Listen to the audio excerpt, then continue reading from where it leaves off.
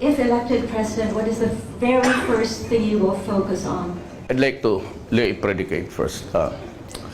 I am running for president, and I never wanted to be one, actually. But if I get elected, then no.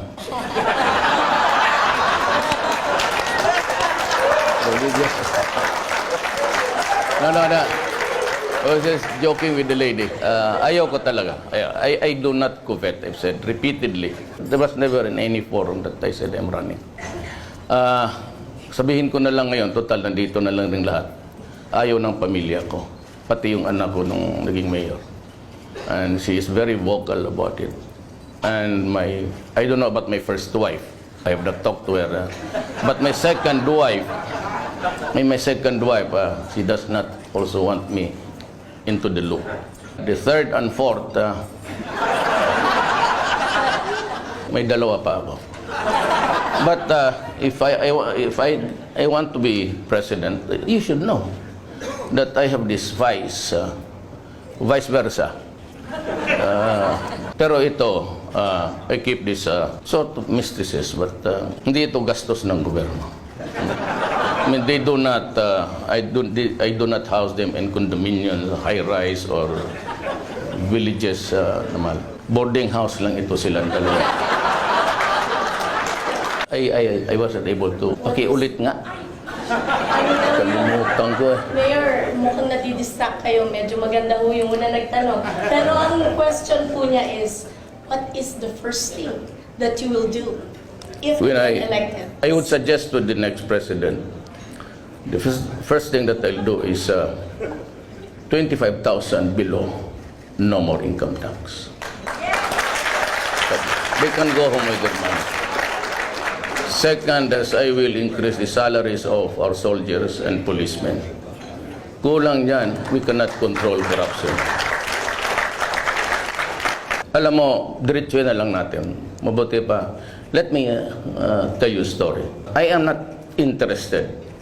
I posted that declaration 2 years ago in the official website of Davao City government.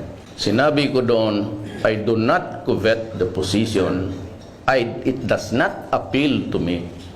I have no need for it, and I don't want it. My stand today stays. Pero kung ako ang nandyan, I will not waste my 6 years to add to the 6 years of the past presidents. I hate to stay there for 6 years with an inutil term.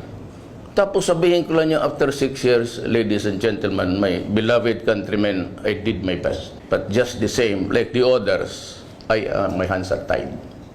We have to honor the Constitution, this Congress, and everybody, things like that. Because in that Constitution, may nakita silang wellspring and that is the appropriation. For as long as the President has to ask money from Congress, specifically from the lower house, wala ka talagang magawa. Every time that you do it, they would say, we will impeach you. What I tell you, I will not sit there for an uneventful term. Either I make something new of our country or I resign immediately. Yes, please state your name and your organization. Thank you. Hi, good afternoon, Mayor. Hi, ma'am. I'm Peter from Oxford Business Group, and I'd like to ask, how do you replicate the model of Davao to a bigger scale? I cannot do it on the present circumstances, structure. Wala, masasabit ka talaga. Kaya kung gusto ko, sabihin ko na sa inyo, let us all reform, including me. If I were to do it, I'll just say that we will study 6 months to 1 year. If I could not get even the slightest reform, hihiritan ko talaga kayo. I'll declare a revolutionary government. If Cory did it, why can't I? Then I can start with the cleansing. It has to start with the military, and the police. And I will use the money to increase the salaries of all teachers in the Philippines. Nanay ko kasi maestra. Walang maestra na umuwi ng public school teacher na 18,000. They are eternally tied to the 5-6. Of course, the military. Sabihin ko sa kanila, lalo na yung mga polis, sige, I'll increase your salaries. Huwag ka naman hinihingit lang. Barilin kita. Prangka-prangkahan na lang tayo. Huwag na tayong pakurnihan dito. Ang driver ko na polis, 3 anak niyang babae. Every enrollment time maghiram siya. So sabihin ko siya, what is your take-home pay?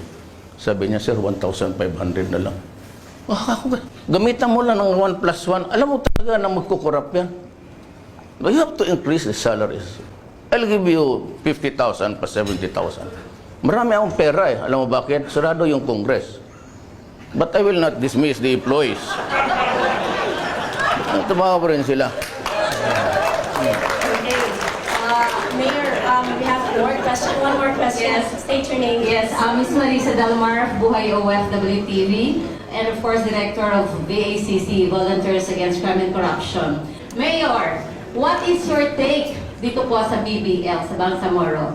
Kaming taga Mindanao, we are for it.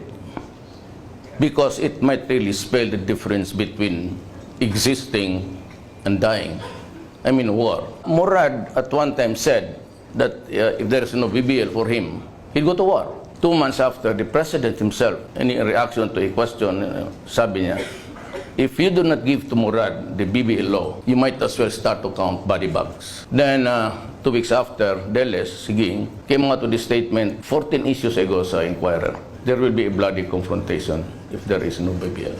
I think there will be a bloody confrontation. And that is why, if you allow me, I'll explain why I was going around advancing federalism.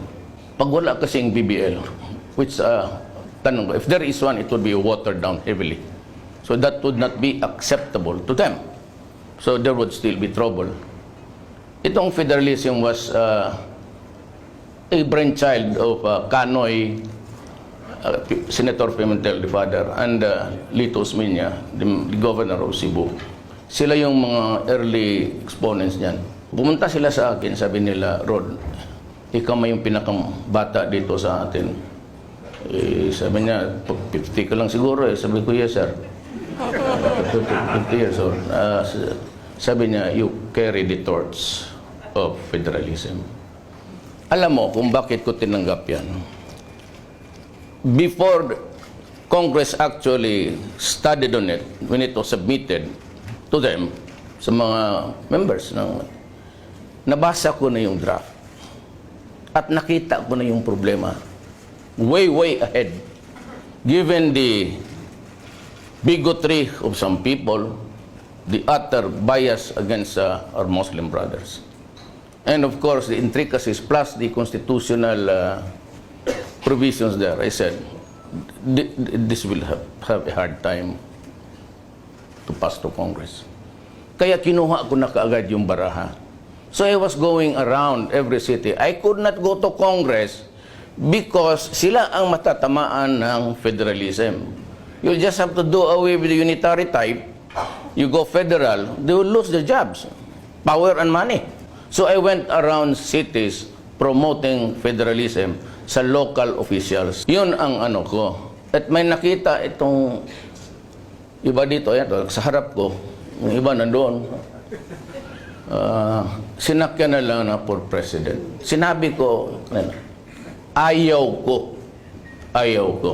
So, Mayor, marami pa po. There's one over here. I'm Cynthia Carrion from the Philippine Olympic Committee and former Undersecretary for the Department of Tourism and Philippine Sports Commission. And I just wanted to know that all of us here, all I know, are clamoring for you to be the president to announce. But I would like to have the job of convincing your wives to please allow you to be president.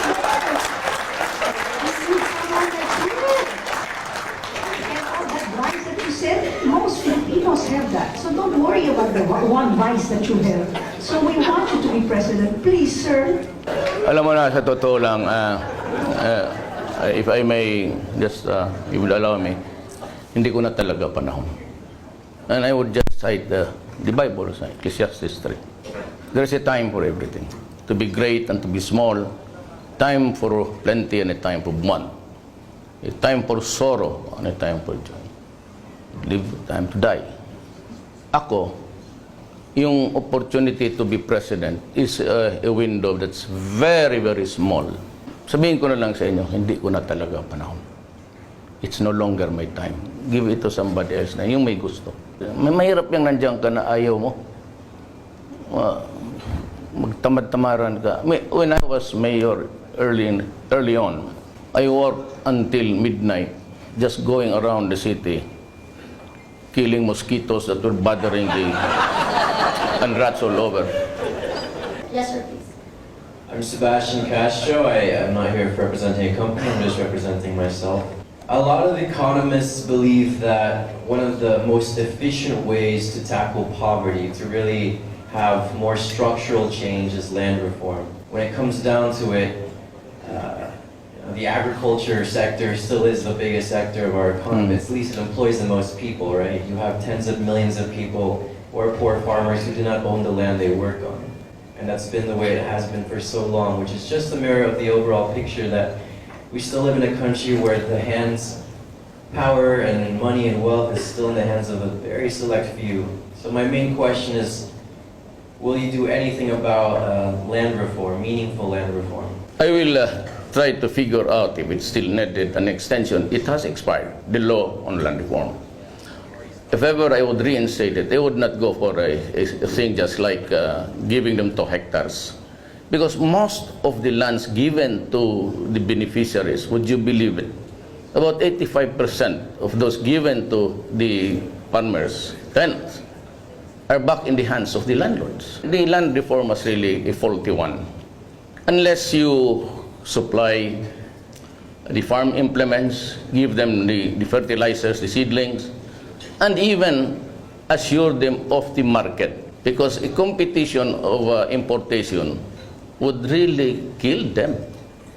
Even at great prices na lang, even at that, just figure out how much you can buy from them to be sure that the produce are sold.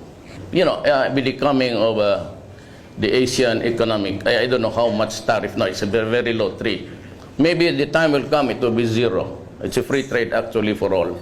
But that kind of a system is only good for the highly industrialized countries. Now remember that the Philippines is an agricultural country. Economy natin based on agriculture. We'll have to do some protective measures.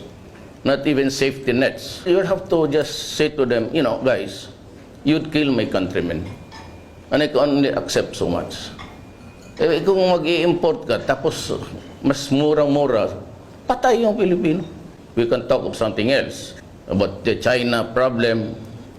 But then again, this is not really to, you know, with the Americans, with due respect.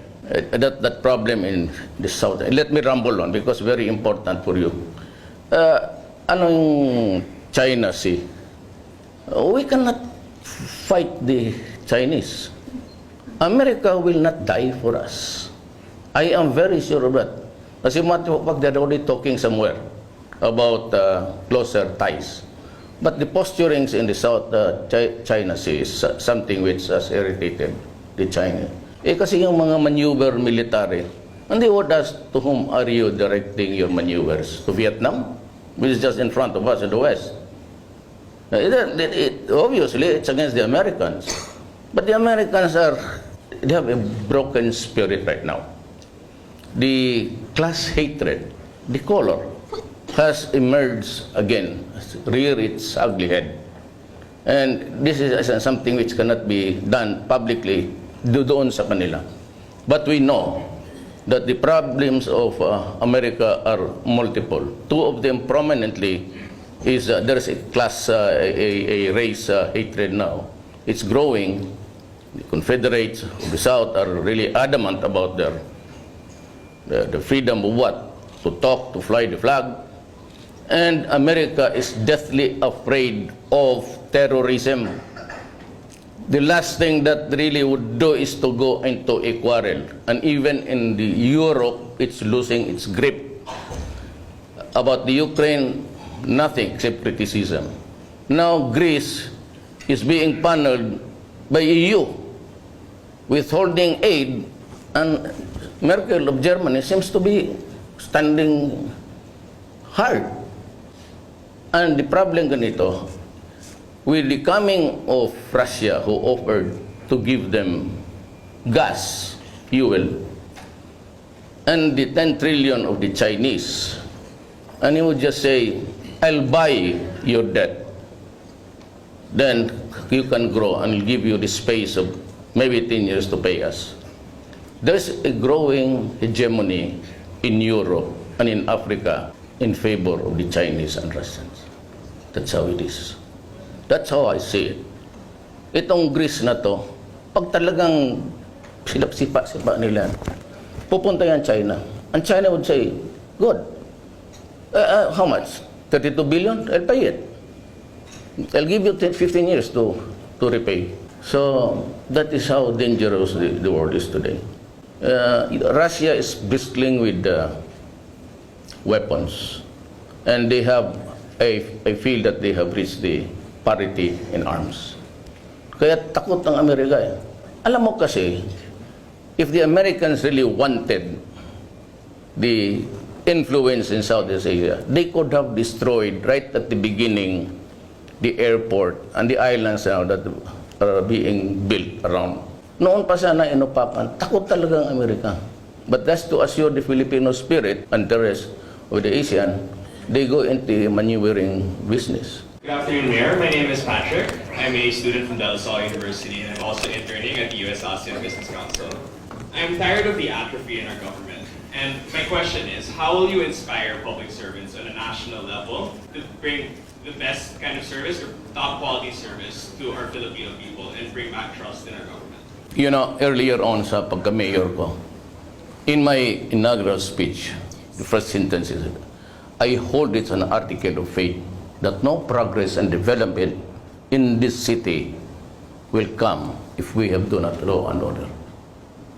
Sabi ko, we have to have peace to enable the money from the pockets of the investors to come in. Pag wala talang patayan tayo, you kidnap the bank manager, sabi ko, patay. Kaya the best antidote kasi dyan is really to create an environment where the human being with so much talent can function. There has to be law and order to inspire people to even to join politics. Marami kasing Filipino talented, but they disdain public service because of corruption. There's another one here. Yes, sir, please. Pepe Galvez, private citizen. Mayor, I believe you have a sincere and caring heart, because otherwise you would not have been able to do the kind of change and improvement you did in Davao. In fact, I believe that your sincere and caring heart goes beyond the loud wishes and the whims of your spouse and your other women or whatever. So what is it really that would trigger you to run and be willing to serve our country and our people? You mentioned about my women. Ikaw, ilang iyo? Okay, kung isa lang, kawawa ka naman. Ay, kawawa ka kung gano'n. I pity you. I cannot survive with one. Pag inaway mo yan, tablag ka na yung araw na yan. Alam mo talaga, ako it's too cavalier fashion ako kasi hindi ako interesado eh. That's why I can really mouth whatever I want to say. You know, kagaya noon sa nila, pinapatay ko, nakapos, human rights. Sabi ko, so be it. If you have the goods on me, file the case.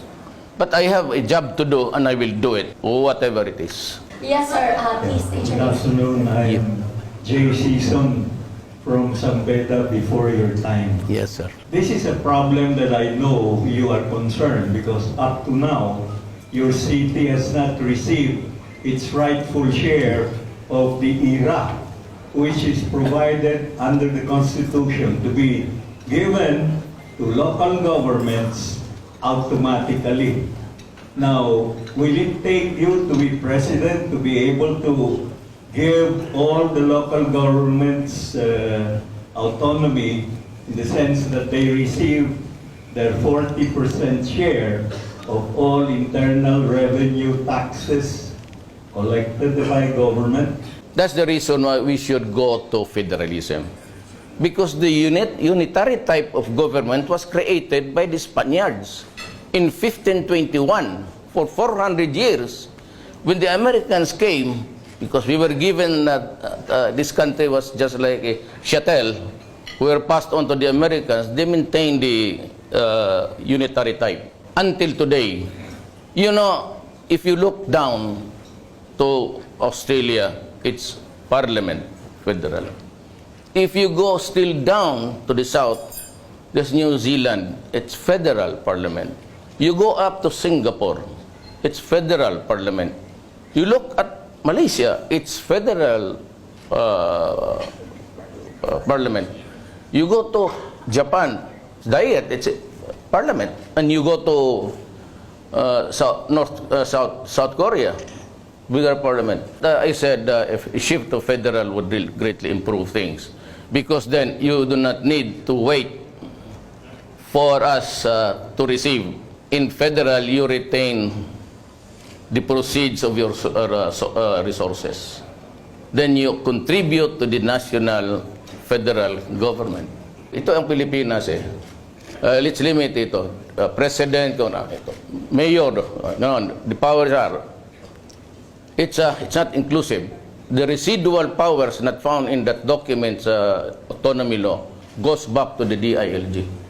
In a federal system, the president, the prime minister, yan, kung wala dyan, bababa yan doon sa automatically devolved down to the local governments. Yan ang maganda. It's about time. We're the only ones who are hanging on to. It's really for control.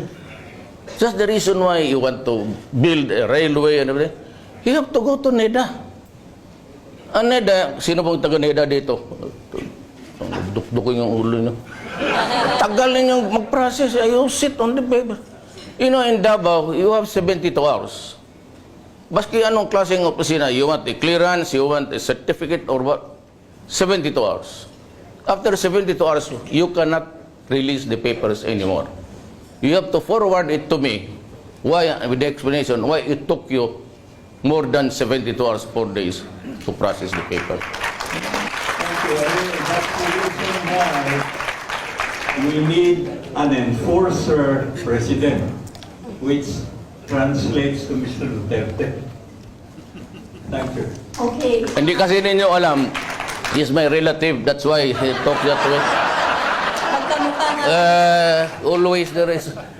Okay, we have one there, sir. Hi, Mayor. I'm Francis Romero from Jonestown, the South Philippines. My question is, sir, aside from the nationwide government privileges and benefits granted to developers and investors like the BOI, the PESA, have Davao City, during your leadership, implemented special benefits or laws or ordinances that is aimed to further attract developers to develop in Davao or investors to invest in the city? Ang isang problema lang is the NPA. If you are into agricultural venture, agricultural farming, you have to deal sometimes with the NPAs. And that is a reality which we cannot really deny everywhere. But the NPAs are very strong, or maybe the strongest sa Region 11. What I do there is I talk to them. I am a son of a poor man. Though my father became governor 1957-67, kinakausap ko lang. Yung taxation nila, hindi mo madala sa takot eh. Hindi talaga kaya. I mean, they are there everywhere. So I talk to them and to stop or to at least mitigate the travails of taxation. Pagkabago kasi sinasabi ko lang, Andre, pagbigyan mo ng panahon. Do not tax them to death at this early. Malulugi yan. Most of them bananas. Hindi banana industry. Kakao. Pero kung dito sa teritoryo ko, sa Davao City, I can guarantee you there will be no violence, even if you do not pay. Sinasabi ko, huwag ninyong patayin yung tao just for money. Prangka-prangka mo rin ako doon sa NPA. But I know the lingo, the talkatives, because galing ako sa baba. It was a long and winding road of sacrifice, so that I really know ang problema sa baba. That's why I can talk to them. Pero yung mga business ventures, you let me know in advance so that I can talk to the NPAs. And maybe sabihin ko, give them a moratorium. Wala ka ng resibo dyan, ikaw pang apurado. But I take care of business sa Davao. And I must know. Ang rule talaga sa Davao, let me know kung ano ang problema mo. Kaya if I see yung mga kidnapper dyan, tapos sabihin ng pulis, sir, may nag-iikot-ikot dyan. Yung pa naman yung nag-kidnap sa Bulacan. Are you sure? Very sure. Didikidnapin mo. Tabla-tabla lang. Tapos sabihin ng pulis, sir, nandito na sa amin. Sabi mo, hingan mo ng pera. Maraming pera yan kasi mga kinila. Sir, wala raw. Di ko patayin mo. Maraming istorya. Diba, si Dilima. Maya marinig ang Dilima yan. Wala na daughter. It is only in this country you take an oath to tell the truth. Sa Congress, I was summoned to testify against Bangayan because of the rice smuggling. So I was, do you swear to tell the truth and nothing but the truth? Yes. At one time, sabi ni Enrile, can you identify Bangayan? Yes, it's the one. Tapos tanong si Senator Enrile, Mayor Duterte, what will you do if you find Bangayan smuggling rice? Sabi ko, I will gladly kill him. Maya-maya, itong si Jinggoy, sabi, ano, sabi mo, ano? Sabi ko, I'll give you an answer which you want to hear. Pag uwi ko doon sa hotel, nakahiga ako because I flew in overnight kasi magte-testify ako sa umaga. Yung crawler ng, hindi pala, nakaganon ako, sir. Ba pala ako. Kalagay doon, Duterte to be sued for threatening. Bakit mo ako i-threaten? Masina. You tell the truth, yes. Anong gusto mo? Gusto kong patayin yan. Ay, bakit mo ako ngayon kukulong na... Yes, please. My name is Terry Felix. I'm from HSBC, and my question is, Mayor, if let's say you get elected into the presidency and you're successful in the office, as everyone in the room would seem to want, can you pick 5 people within the cabinet that you would want to remain in the same post for the next 6 years to continue their good work? Ma'am, sa totoo niyan, sabihin ko na lang, mag-resign na ako bukas, inyo na yung gobyerno. Kailangan, I mean, at this age, I said, I have enough accolades in my life to make me happy. Kaya yung pinipikit ko yung mata ko, I think about the presidency, Mayor, halos pareho lang eh.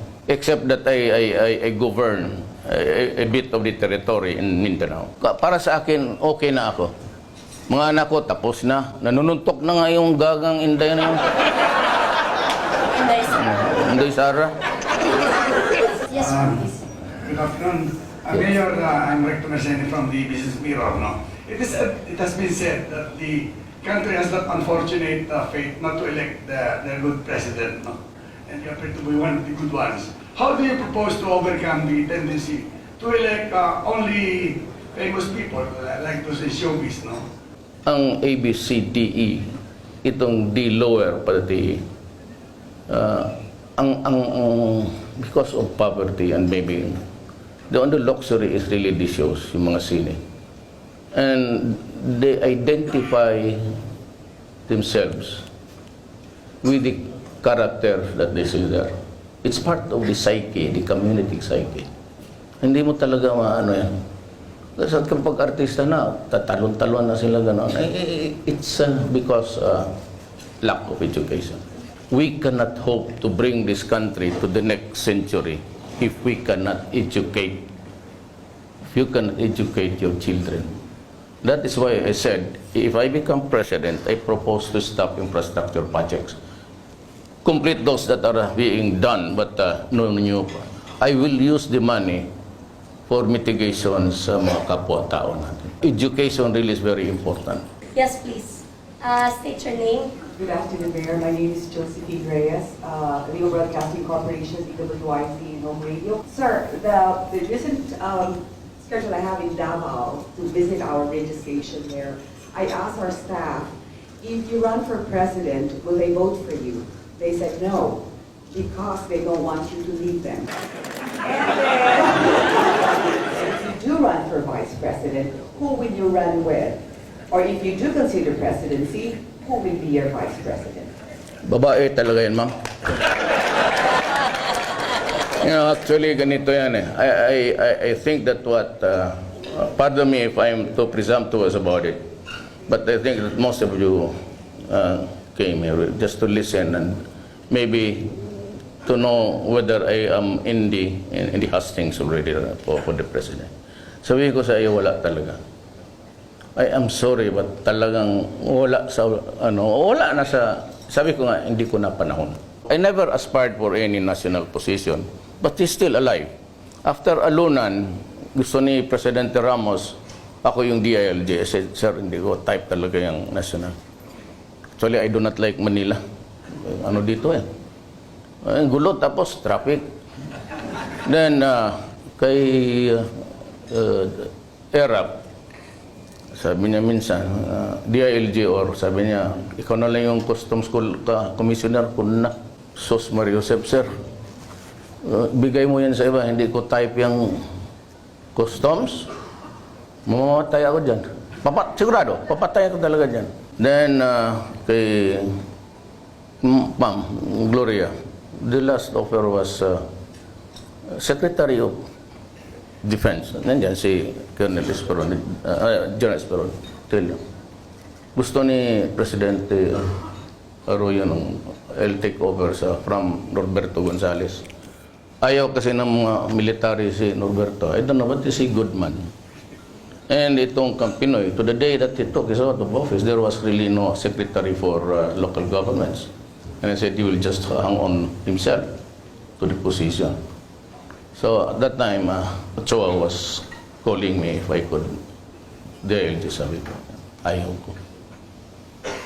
Vice President, wala akong ganawa. Kung ako ang Vice President, I will cabal with some military men. Patayin ko na yung Presidente. Bakit pa ako maghintay na?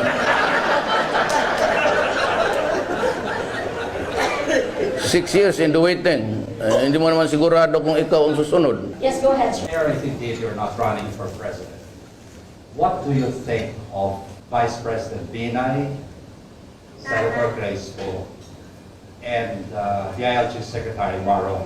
I think they're all presidentiables, and sooner or later they'll be proclaiming their candidacies for the top position. They're all good officials. They are in the national scene. Pwede silang lahat. And of course, Binay has may burden lang sa dyan sa, sabi niya, false accusations. Well, let us see. Po naman can survive the presidency by getting the best of the Filipinos, the best and the best and the brightest. All of them. Mar, ganun rin. Kaya nga, sabi ko, I cannot endorse any one of them because they're all my friends. I want them to smile to me when we meet in the future na walang sama ng loob sa iyo. If I retire, kung magbalik yung anak ko, if you'll consider running again for mayor, I will retire from public life. I'm done. Because alam mo, ganito yan eh. When I am spent politically and I grow old, with so much medical issues, to whom shall I go for refuge? To the people in Malacanang, and who would feed you and buy your medicines? It's your family. Yan ang takbuhan mo at the end of the day, pamilya talaga. Kaya everywhere I go, sabi talaga nila na ano. And you know, when I say that I'll be running, I will have a rebellion in my own backyard. So what am I supposed to do? Alam mo kasi, isa rin yan is, I have not tasted defeat in politics. I have behind me 8 elections. Mayor, congressman, mahirap naman na maghanap ka pa at this age. Maghanap ka pa ng disappointment. You know, I said, I will be old. But can I overcome the stress of defeat? You want to retire comfortable mind and kung makatikim ka ng talo, mahirap yan. Sabihin lang na tao na, si Kato, ito, si ano, corrupt, itong ano, gano'n.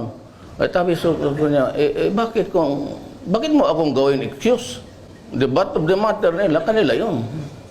But do not make me an excuse just because they are not qualified by your standards. I am really very sorry, but I have to be very frank. I cannot go on with this false pretense na papatindig ako dato so that people will see me and maybe consider me as. I really do not need it. I'm sorry. Ayaw ko talaga. Kasi sinabi na pag nilagay destiny is God. O ngayon nilagay ako ni God dyan, sabi ko noon ang iiyak, si God talaga. Sinabi ko sa iyo, God, give that destiny to others who need it, who badly needs it. So we have time for one last question.